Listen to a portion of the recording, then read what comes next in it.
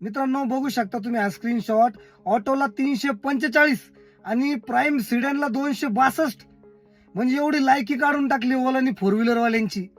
बघू शकता मित्रांनो, इतकी वाईट परिस्थिती आज नाशिक मध्ये ओलाची. हा, लाज वाटायला पाहिजे ओला उबर कंपन्यांना.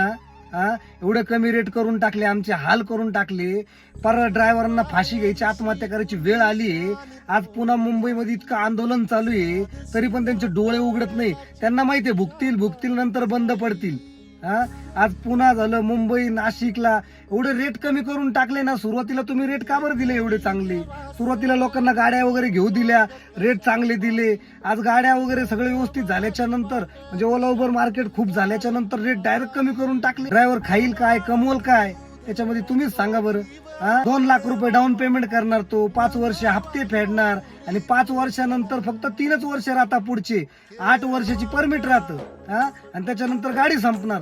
3 वर्षामध्ये त्याची फॅमिली चालवणार, मुलं बाळ सांभाळणार, पूर्ण गाडीचे मेंटेनन्स करणार.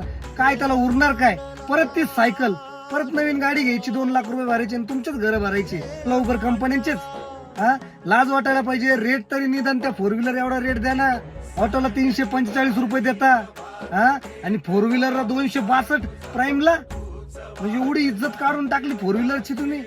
अरे ड्रायव्हर लोकांची थोडी तरी क्यू करा.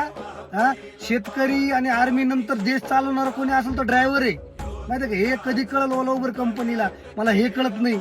हे पुन्हा मुंबई जे आंदोलन चालू आहे ना, त्याचं कारण हेच आहे, रेट भेटत नाही, रेट पाहिजे तसे. त्याच्यामुळे मित्रांनो, हा व्हिडिओ जास्तीत जास्त शेअर करा, ओला उबर कंपनीला टॅग करा, जेणेकरून ओला उबरच्या मेन साहेबांपर्यंत पोहोचल.